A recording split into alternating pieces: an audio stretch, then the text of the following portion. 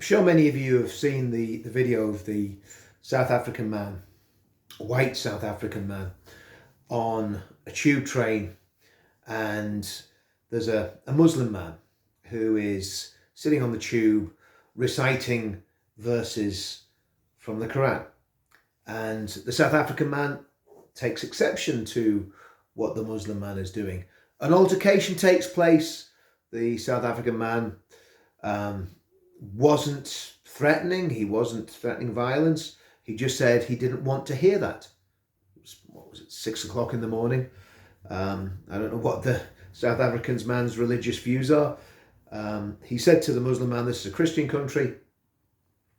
Words to the effect of, "I don't want to hear that on the tube," or whatever it was he said. I can't remember the exact words, but there wasn't, what I saw of the video, there wasn't anything too threatening or too menacing. The guy was angry. He didn't want to hear Muslim prayers recited on a tube. Possibly because on the very same tube lines several years ago, people who professed to be Muslims, and I'm not doubting that they were Muslims because they seemed very, very committed and very devout and very serious about their religion, had blown themselves and 50 odd other people up on the same tube tracks in 2005. But everybody forgets about that because somebody who's praying at 6:40 in the morning, and while he's praying, he's videoing the reaction of the guy who is speaking to him. So this is the scandal. The scandal is that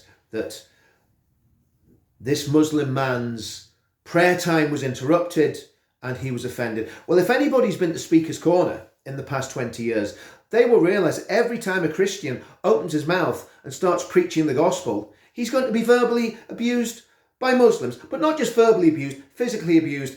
And if he really upsets the Muslims, he might just get stabbed in the head like Hatum Tash did. And the man that stabbed Hatum Tash in the head has still not been apprehended and arrested by the Metropolitan Police. But the British Transport Police, they're on this South African guy. They're going to get him. They're investigating this hate crime. Well, when I was in London it was the anniversary of Lee Rigby's death.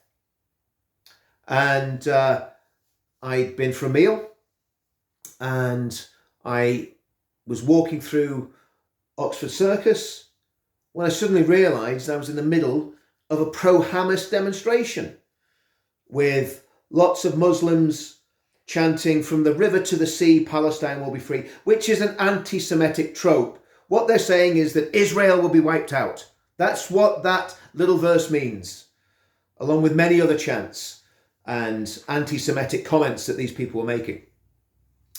I did a stream to camera.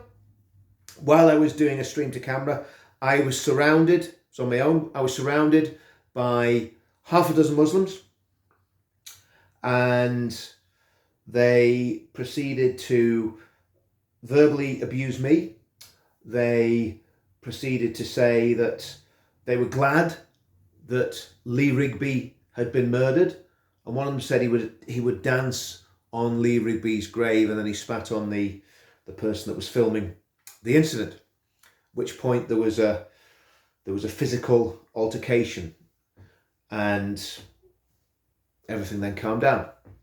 Now, I personally didn't report that to the Metropolitan Police, but if what happened on that train has been investigated by the British Transport Police, and yet I've got a photograph of the man who stabbed Hatum Tash. I don't understand why the Metropolitan Police haven't arrested him. If I've got a photograph of him, which I pulled from YouTube, took a freeze frame, took it from YouTube, why can't the police catch him? He has quite distinctive eyes. Yes, he was wearing a mask because masks are such a good idea for preventing crime, aren't they? But that's another story. So I've got a photograph of him. There was plenty of video evidence of the man that committed a hate crime against what I believe and against what most British people believe, patriotic British people in this Christian country. Because one thing that the South African gentleman said that was absolutely true was that this country is a Christian country. And for all you secularists out there, I don't want to burst your bubble, but the head of state, the head of our country is the Queen. And the Queen is also the head of the Church of England. And as apostate and backslidden the Church of England is, it's still a Christian church. So yes, this is a Christian country. Now, I'm not saying that this Muslim gentleman didn't have a right to practice his prayers to whoever he prays to. But I tell you one thing, the South African gentleman certainly has a right in a free country, in a free and democratic society, to let the gentleman know he's not too well pleased with him praying to the moon god.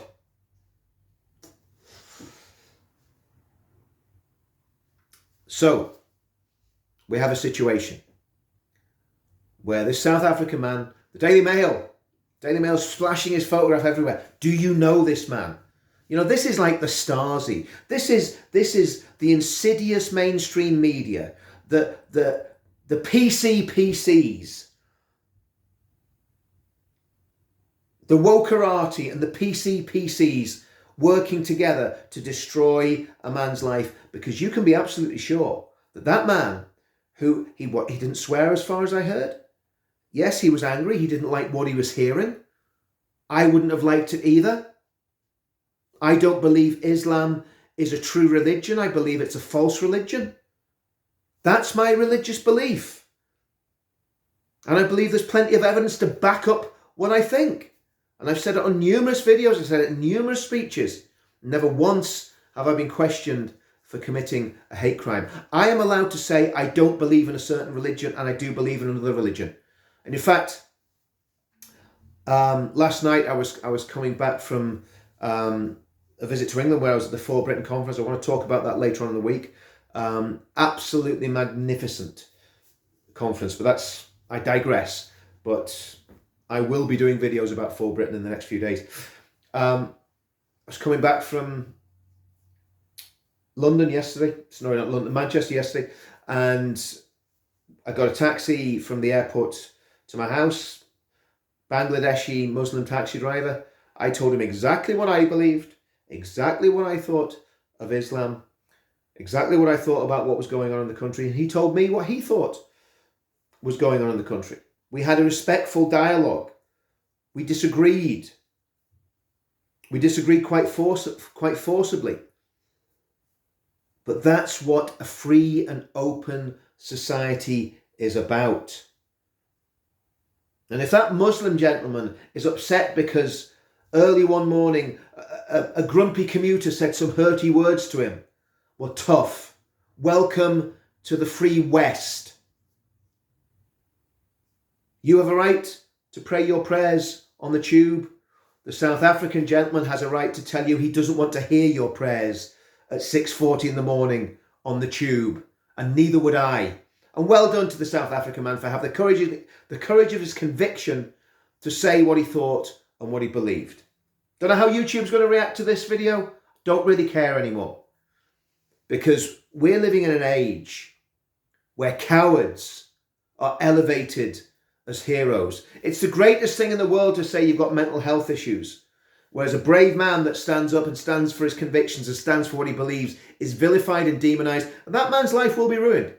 If the Islamist activists, because they'll be on him, the Islamist activists, the groups like Stand Up to Racism, you know, the Socialist Workers' Party and Muslim Council of Britain Front, the despicable wokerati in the mainstream media, and of course politicians of all shades will be condemning this man, queuing up. Can't wait to hear what Yvette Cooper's got to say. You can just imagine, can't you?